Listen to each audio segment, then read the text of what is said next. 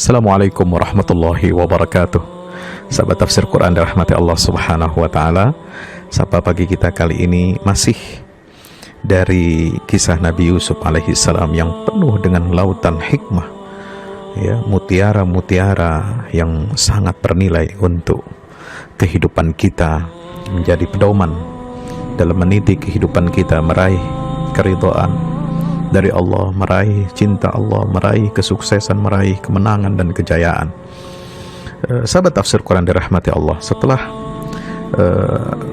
ayat tentang bagaimana Allah memberikan kuasa kepada Nabi Yusuf alaihi salam dan bagaimana seharusnya seorang hamba yang beriman, ya, menempatkan dan mendudukkan kekuasaan itu untuk mencari pahala akhirat, untuk mencari ridha Allah subhanahu wa ta'ala.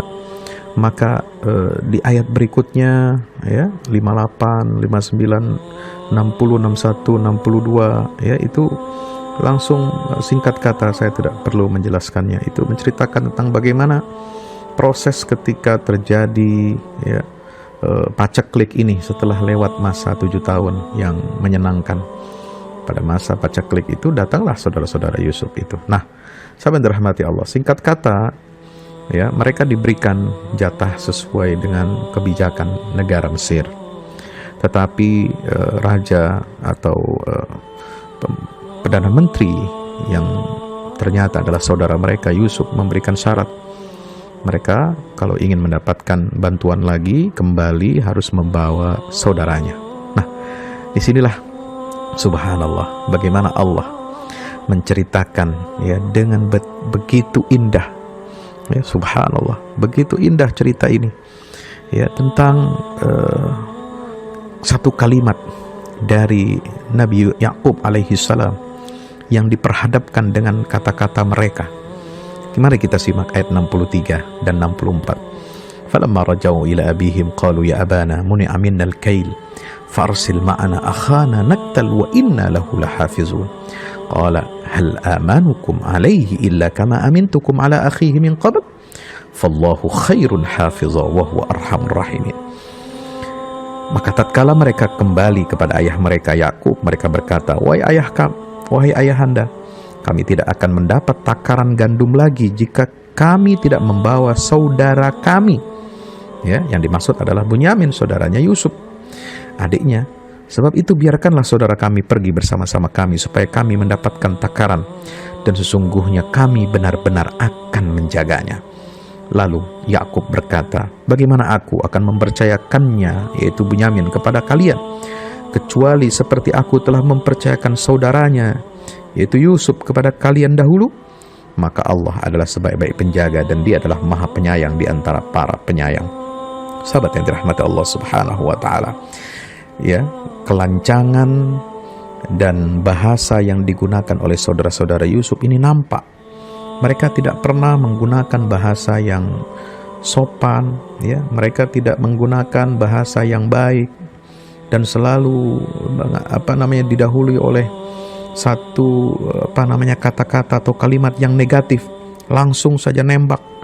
Wahai ayah, kami tidak akan mendapatkan takaran gandum lagi. Nah, ini kan membuka luka lama, lalu meminta supaya ayahnya mengizinkan saudara Yusuf ini untuk pergi bersama mereka. Nah, kontan saja, ya, Nabi Yakub teringat dengan peristiwa masa lalu, ya, puluhan tahun sebelumnya, ketika mereka juga orang-orang yang sama ini meminta kepada Yakub sang ayah untuk mengizinkan putranya yang dicintai Yusuf untuk pergi bersama mereka bermain-main, nal'ab, ya, dan mereka juga mengatakan wa inna lahu lahafizun, kami akan menjaga Yusuf. Tapi yang terjadi adalah pengkhianatan, yang terjadi adalah kedustaan, na'udzubillah min zalik.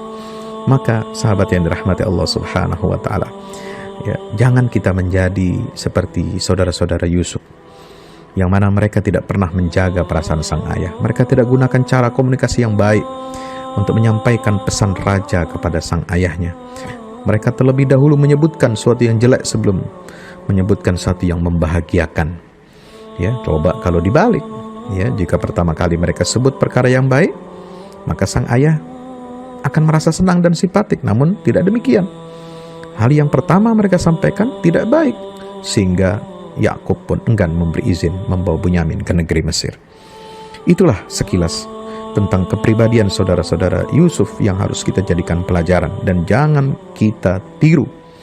Ya, dan ini ada satu lagi, ya, yang menjadi perhatian kita di sini, bahwa bagaimana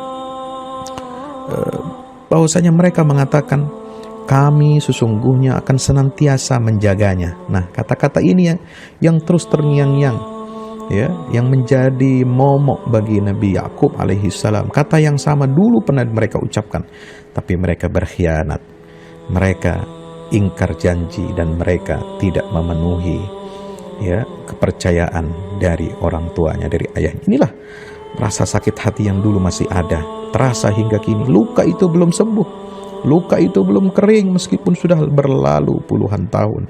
Sahabat yang dirahmati Allah subhanahu wa ta'ala, kenangan dosa yang pernah mereka perbuat terhadap diri Nabi Yakub masih berbekas dalam jiwanya, sehingga sukar untuk dihilangkan. Begitulah pekerjaan iblis. Adanya rasa sakit yang mendalam serta kepedihan, ya, yang menahun, yang menimpa diri seseorang itu sangat memerlukan apa? Obat penawar. Nah, disinilah Allah memberikan obat penawar itu. Orang yang beriman harus tahu bagaimana mengobati kesedihan-kesedihan yang menimpanya sehingga tidak berlarut-larut. Tidak ada penawar yang ampuh yang bisa dijadikan sebagai pelipur lara kecuali keterikatan jiwa dengan sifat dan nama-nama Allah yang mulia. Sebab di dalam nama-nama Allah yang mulia itu, Asmaul Husna, di dalamnya tersimpan embun keyakinan, prasangka baik, tawakal, dan penyerahan diri secara totalitas kepada Allah subhanahu wa ta'ala, dengan menunggu secara optimis datangnya rahmat dari Allah subhanahu wa ta'ala. Nabi Yakub pun mengatakan, "Fallahu khairun hafizah wa huwa arhamur rahimin." Ini secara tidak langsung, secara implisit itu merupakan balasan, ya, kata yang sangat lembut sekaligus sebagai balasan dari ucapan saudara-saudara Yusuf itu yang mengatakan wa inna lahu lahafizun. Buktinya apa? Kalian cuma bisa mengatakan menjaga, tapi tidak bisa kalian jaga itu amanah dengan baik. Tapi Allah adalah zat yang maha menjaga dengan sebaik-baiknya penjagaan, karena dialah wa huwa arhamur rahimin, zat yang maha pengasih. Nah, sahabat yang dirahmati Allah, dari kata-kata Nabi Yakub itu digambarkan bagaimana penjagaan Allah terhadap Nabi Yusuf itu lebih baik dibandingkan penjagaan Nabi Yakub sendiri. Sungguh penjagaan Allah lebih sempurna dan mulia dibandingkan penjagaan seorang ayah. Ya, bagaimana Yakub telah mengasuh beliau, mendidik beliau dengan kelembutannya. Bisa dibayangkan jika Nabi Yusuf bersama dengan saudara-saudaranya, maka beliau senantiasa akan diteror dengan kedengkian, hasut, dan kebencian. Akan berapa banyak lagi tipu daya yang akan dilancarkan kepada Yusuf.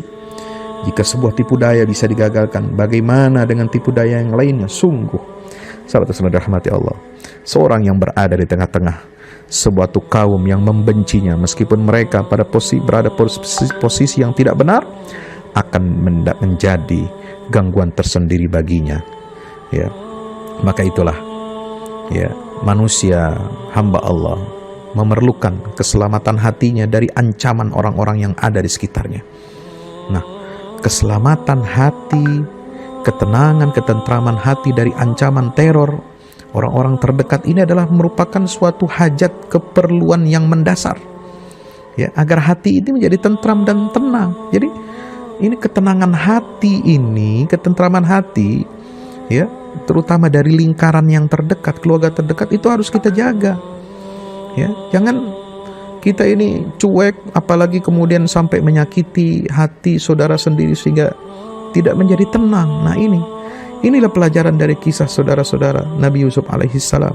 Ini adalah masalah besar, ya, karena sahabat yang dirahmati Allah, banyak dalil bagaimana pentingnya kita menebarkan kasih sayang, menebarkan salam kepada sesama. La tadkhulunal jannah, kata Rasulullah, kalian tidak akan masuk surga hatta tu'minu, sampai kalian beriman. Wala tu'minu hatta tahabbu, dan kalian tidak beriman sampai kalian saling mencintai. Awal adullukum ala syai'in idza fa'altumuhu tahabbtum afsus salama bainakum. Tidakkah kalian, ya, aku tunjukkan kepada satu perkara yang jika kalian melakukannya, maka kalian akan saling mencintai. Apa itu? Tebarkan salam di antara kalian. Subhanallah. Sahabat yang dirahmati Allah. Demikian, mudah-mudahan bermanfaat. Wallahu a'lam bishawab. Wassalamualaikum warahmatullahi wabarakatuh.